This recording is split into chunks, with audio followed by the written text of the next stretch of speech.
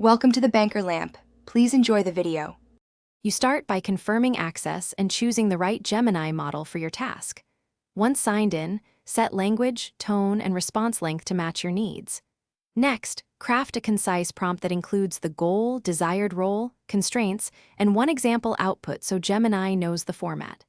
Then, run a quick test prompt to verify responses.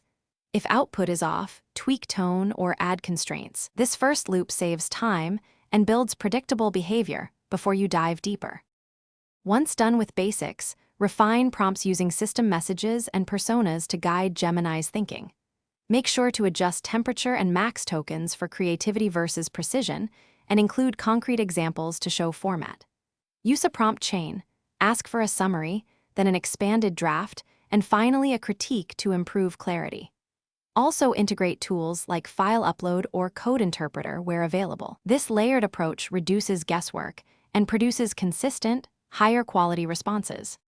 To finish, validate Gemini's output for accuracy and ask it to format or export results in the structure you need.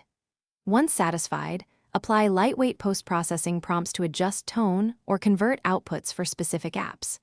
If you hit problems, troubleshoot by lowering temperature, adding explicit constraints, or providing counterexamples that show what not to do. Make sure to rerun a short test after each tweak. That way you confirm fixes and lock in consistent behavior before using Gemini.